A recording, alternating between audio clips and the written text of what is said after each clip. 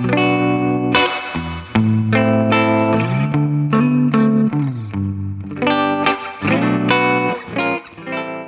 up, everybody? I'm Mason Stoops, and I am back once more at the Hollywood Guitar Center in the Platinum Vintage Room. I thought I'd take this opportunity today to do another shootout with two of my favorite vintage Fenders. They're both offset, they have a lot in common, they look pretty similar, but they're very different in the overall sound. They have extremely different fan bases. Of course, I'm talking about the Jaguar and the Jazzmaster. First, we have a 1962 Lake Placid Blue Jazzmaster. It's got all of the classic appointments that you'd want to see in a Jazzmaster, plus some fancy gold hardware that was custom ordered, followed by an original 1964 Fender Jaguar. Let's go ahead and hear them side by side over at Sunset Sound.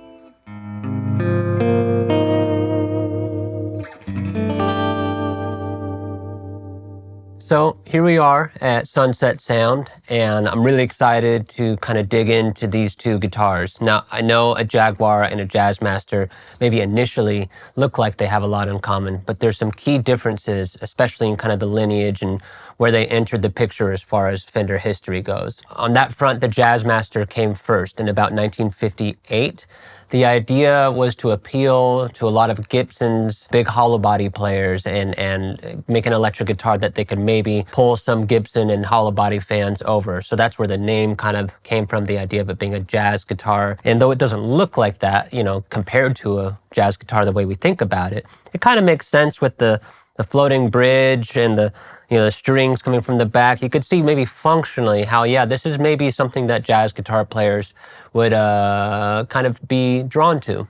So with the Jazzmaster's introduction in 1958, there came a new wave of innovations and kind of specs on this guitar that Leo thought would one-up the expectations and where the market was, especially compared to the Stratocaster.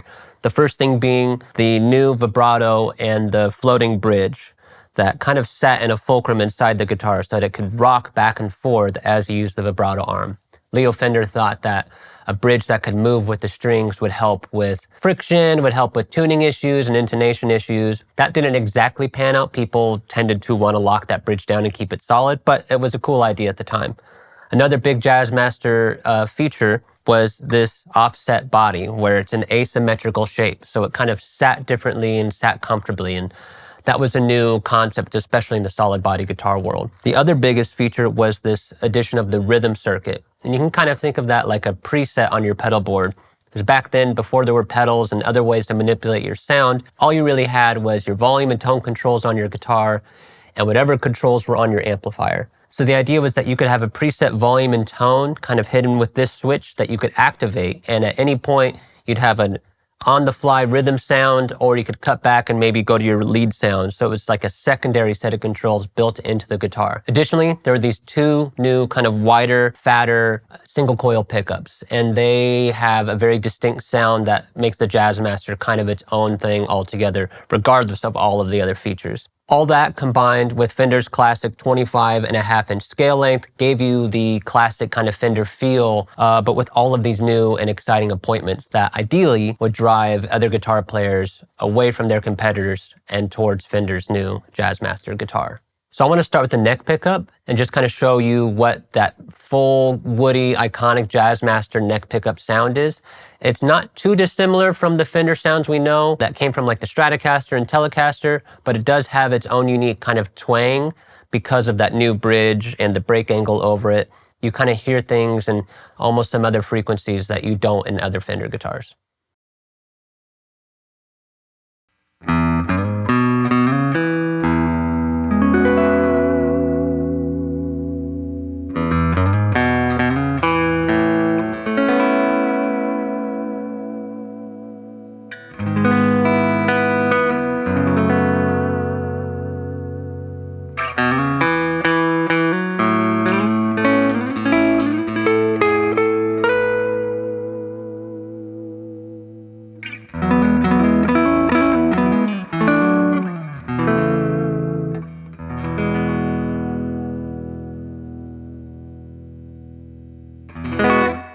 That classic Fender sound is there, but in combination with that new bridge and especially the vibrato, there's just this a swimmy, really just beautiful openness, and I don't know, it definitely inspires what felt like the surf sound, you know, with that vibrato. It's so smooth and all the chords stay in tune in a different way than they would on a Strat, at least for me. It just makes me want to play big open chords and just hang out on the vibrato forever. It's such a classic, surfy, American guitar sound.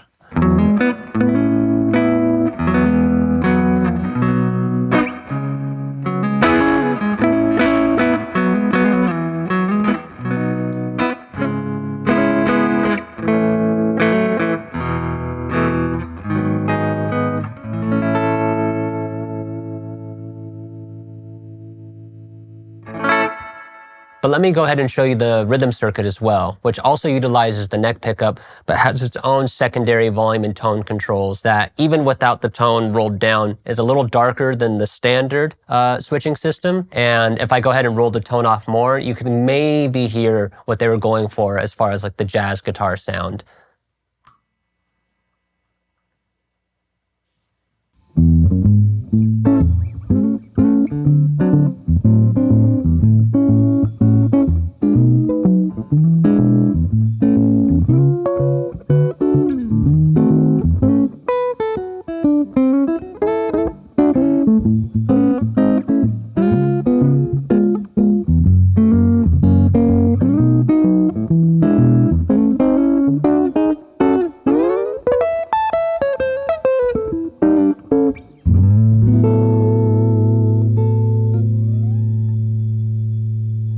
I mean, you get the idea. I'm not the world's greatest jazz guitar player, and this isn't exactly the world's greatest jazz guitar, but it's still a really cool idea, and I think it showcases, you know, the ideas and the innovations at the time, especially if you consider how new the electric guitar was. I mean, we're talking 1962 or 1958 when this was introduced. The solid body guitar was still a novel concept, and people like Leo Fender or Ted McCarty over at Gibson, anybody involved in the electric guitar industry was fighting to come up with new ideas and new ways to attract new players. So was the rhythm circuit ultimately a success?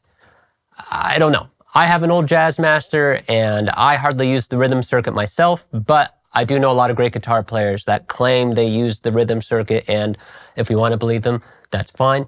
The point is, it's a cool guitar, it's a cool feature, and at the end of the day, if anything, at least it looks super cool.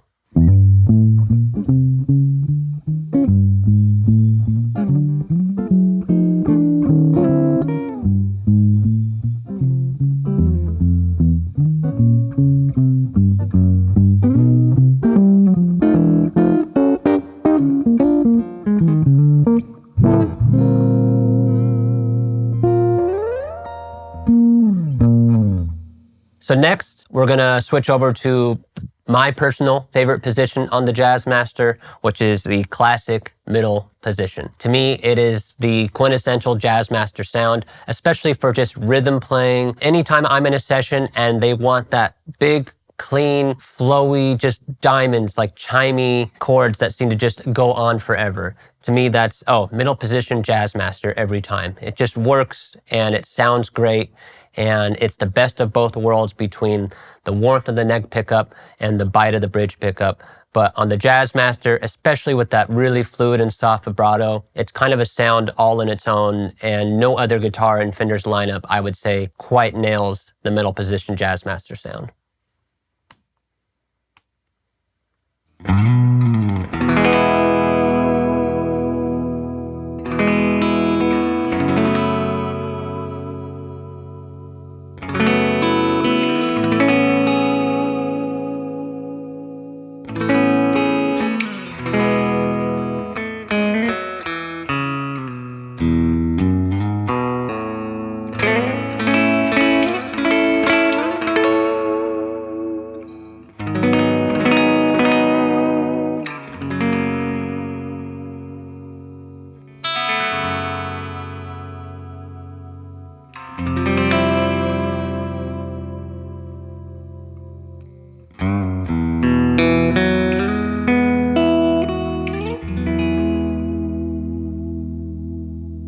As a guitar player, I'd always obviously known about the Jazzmaster. I loved vintage guitars. I was huge into Tellys, and I had never really leaned towards a Jazzmaster or even knew that I would end up wanting to. But it wasn't until, what was it? I think 2022, we were getting ready to go on tour with Jackson Browne in Japan. And his newest record was almost exclusively done on his old 58, and he has a 59 original Fender Jazzmaster. And as soon as we started rehearsals and I was hearing all of those sounds, first of all, I was blown away. It's like, it's so woody and Fendery in all the ways that I love, but with that vibrato too, there was just this element that I hadn't been able to tap into before. And Jackson's other guitar player, Val McCallum, has an incredible vintage Jazzmaster as well. And it was that rehearsal that I realized, oh man, I am late to this parade and I gotta get on board and find myself a Jazzmaster. So I was able to track down a 65 Jazzmaster, early 65, so it's still that kind of transition era between CBS and the pre-CBS Fender thing. I love my Jazzmaster. It's become one of my #1 guitars. I take it everywhere, and it's been on almost every recording I've been a part of since that tour. So very thankful to Jackson and that album for inspiring the Jazzmaster bug in me.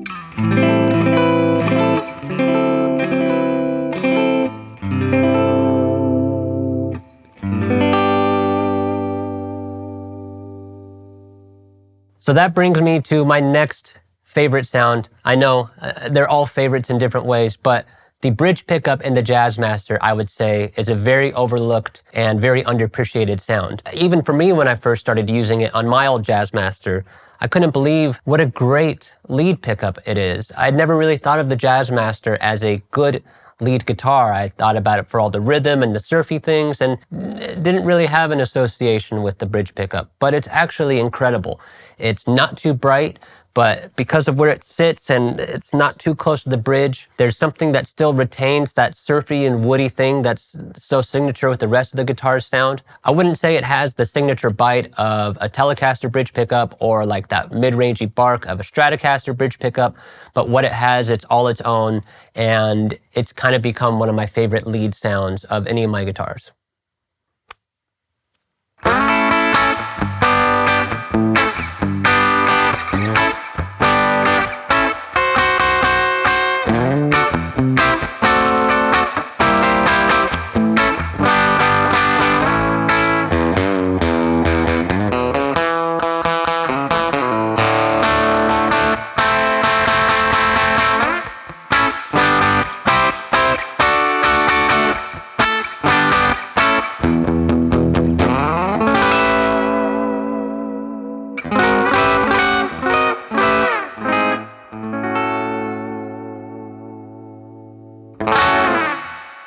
So hopefully that came across. The bridge pickup, like I said, it doesn't cut in that ear-piercy, or at least near ear-piercy way that a Telecaster would, and it still retains a woodiness that I really love. It ends up with attitude, and it makes you kind of just want to dig in, and even the sloppy chords sound cool and sound like an old record.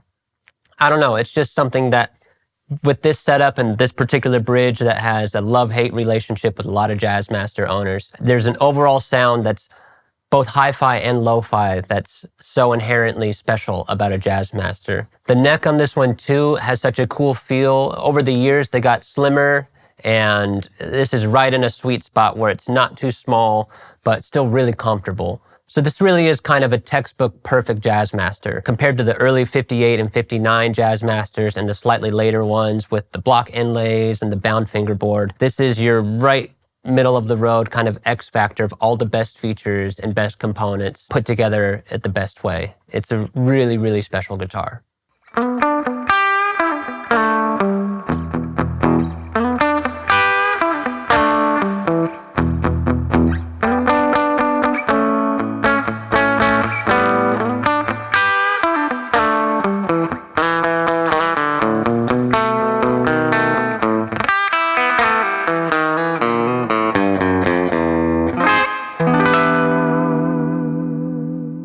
So that takes me to the 1964 Jaguar, which came after the Jazzmaster. I think a lot of people have misconceptions about one being better or worse than the other. I'm just excited to hear them side by side and get into what makes both of them really great and unique guitars.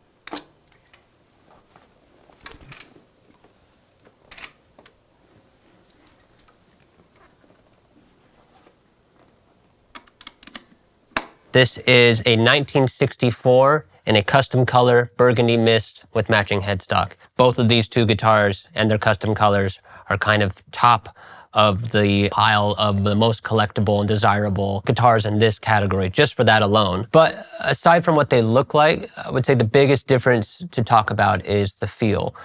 They do look really similar, but the neck on a Jaguar is actually a 24-inch scale length, which means it's a little shorter and more compact, and it gives the strings a different tension, kind of a little more slack, a little more twang in a way. It makes it even more Fender-y sounding than basically any other Fender guitar, if that makes sense. There's also some updated features. We do have the rhythm circuit from the Jazzmaster, but what we also have now is this 3-switch control plate, which gives you individual controls over each pickup, being able to turn them on and off or combine them.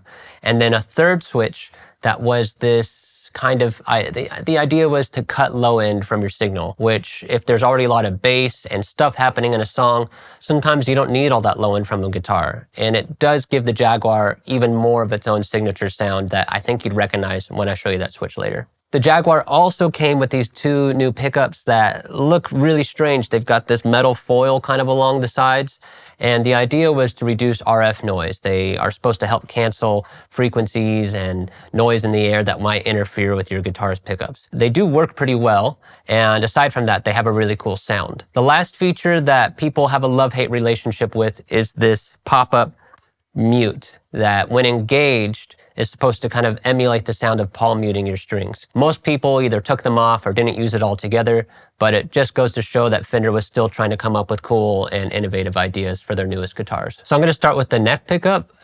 In combination with the features like the shorter scale length and this floating bridge that they took from the Jazzmaster, you get an even twangier and kind of floppier sound that I think gives the Jaguar such a signature and immediately recognizable tone.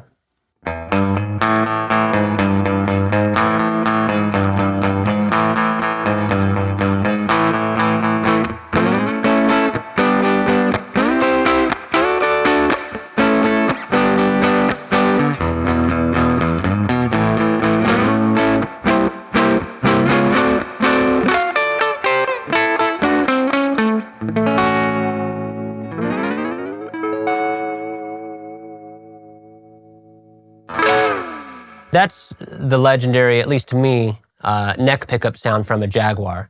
It's so trashy and surfy in such a cool way.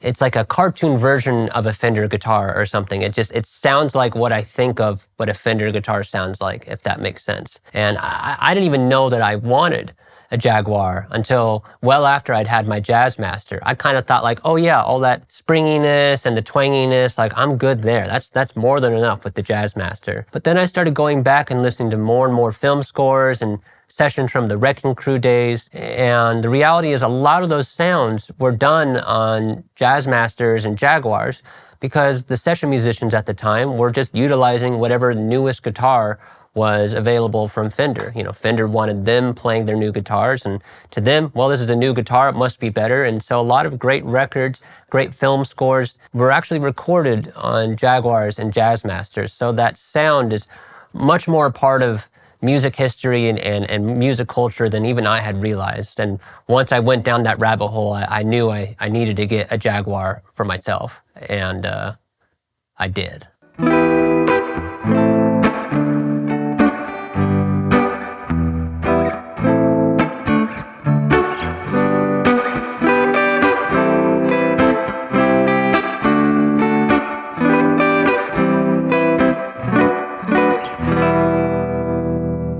So that was the neck pickup on its own with the standard Jaguar circuit, just kind of wide open and bright and all frequencies there for you to hear. But we should check out the rhythm circuit too, so you could hear what that feature was intended to do. it's darker, and especially in combination with the neck pickup and this secondary tone control, we can get some sounds that at least emulate the idea of what jazz guitar could and maybe does sound like sometimes.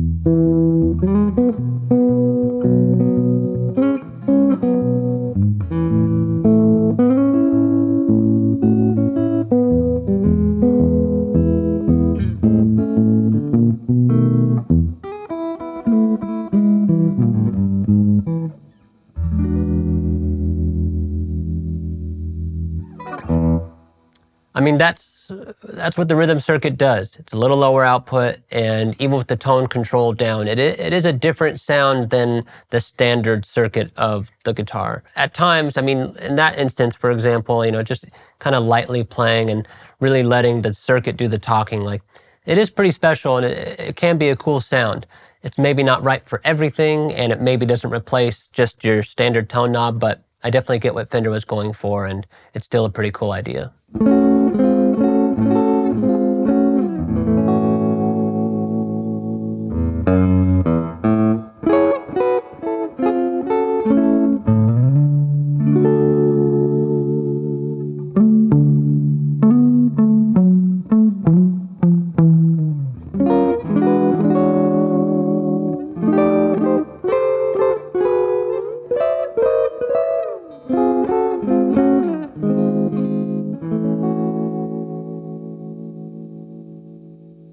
So aside from just looking cool, there was a lot of ideas and intentions behind the differences of the Jaguar versus the Jazzmaster. Fender really did want to give the most feature-forward professional instrument they could offer, the idea of catering to the top-tier, most professional musicians of the time. So every electronic component, from the knobs to the switches, is mounted on its own individual metal control plate. In combination with the gated pieces around the pickups, they were really trying to go for isolating and eliminating any RF noise and grounding as much of the signal as possible. So that was one big difference aesthetically and functionally that they were going for on the Jaguar, to really set it apart as its own professional instrument. Whether or not that took off in the intended way is debatable, but it certainly created an iconic looking and iconic sounding guitar.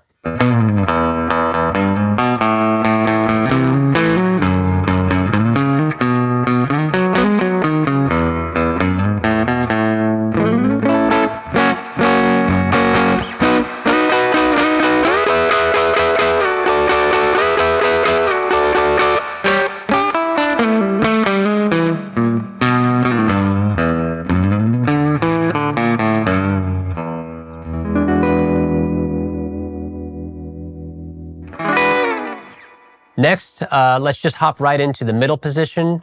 It's another best of both worlds scenario where you've got the warmth of the neck pickup and the bite of the bridge pickup, but in combination with the extra twang and the kind of slinkiness of the Jaguar, you get an even more pronounced kind of Fender trashy, but really cool, like film score-ish, like think of Ennio Morricone or all those old Western scores. There's something about a Jaguar that just does that better than any other Fender guitar.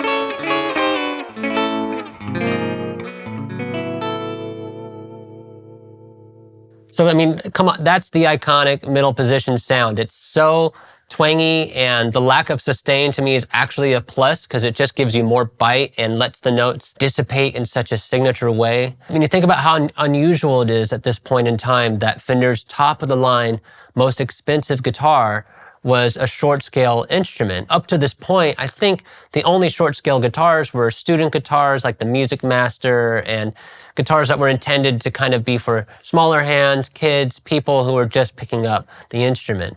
But here's Fender putting the most features and the most money into developing a guitar, and also thinking, okay, if we're really going to emulate this jazz guitar, the big hollow body thing, I guess a lot of those jazz guitars can be shorter scale length, so let's incorporate that into this guitar as well. It's such a hodgepodge of different ideas and just them really reaching for anything that could attract new customers and keep the company going. And I can't imagine what Leo would think now, knowing how much music and different genres of music were inspired just from all of those ideas coming together and creating something as unique as the Jaguar.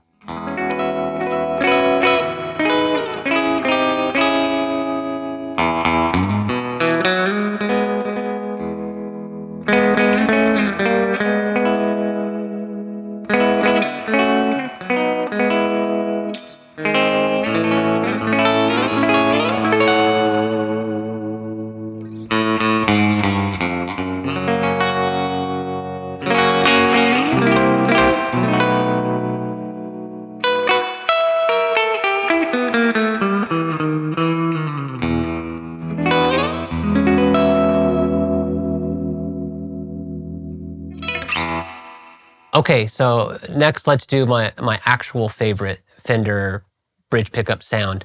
I know it's odd that it's on the Jaguar, but when I think of the Fender sound, it's the bridge pickup sound on a Jaguar. It's just so relentlessly twangy and fun and kind of rattly, and it just sounds like every surf record and every film score all in one, and it's hard to not sound cool playing the bridge pickup on a Jaguar. So on this particular Jaguar, I did have to go in and make some adjustments to the height of the bridge pickup.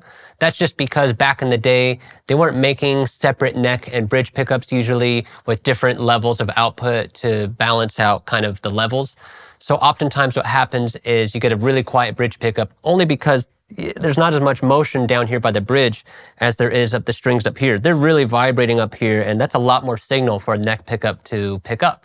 So a neck pickup oftentimes has the illusion of sounding a lot louder. So you have to compensate that on a lot of guitars by raising the bridge pickup, which is what I did here. Now it's matching the neck pickup output exactly, and especially the two of them together, it's the perfect sound. It's the culmination of all my favorite parts of everything that makes the Fender sound so iconic.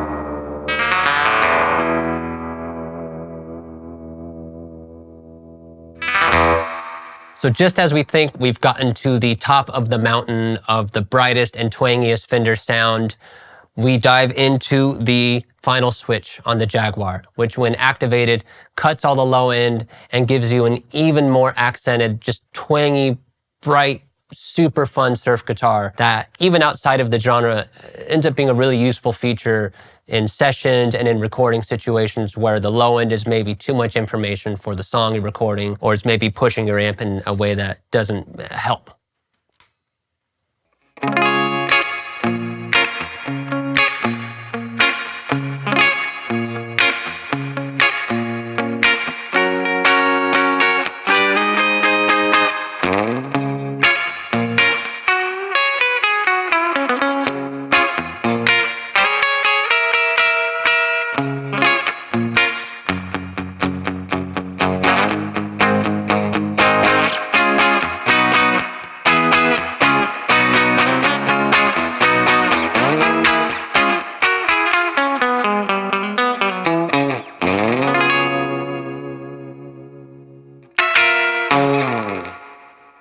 it really is a feature-rich guitar. I mean, there's so many different sounds hiding inside of a Jaguar, and they're all so iconic in such a unique way. I think if you are going to try to compare a Jaguar and Jazzmaster, hopefully this video helped show you that they are actually completely different instruments. I have both a vintage Jaguar and Jazzmaster in my arsenal, and I might end up using the Jazzmaster for more genres of music, but the Jaguar is there when you want that just signature Fender sound that will cut into a mix or will take it to a nostalgic place that the song could be asking for. So if I had to pick one or the other, the real answer is I gotta have both. They're just such iconic sounds, and there isn't a world now that I could be in where I can't go to a studio without both of them.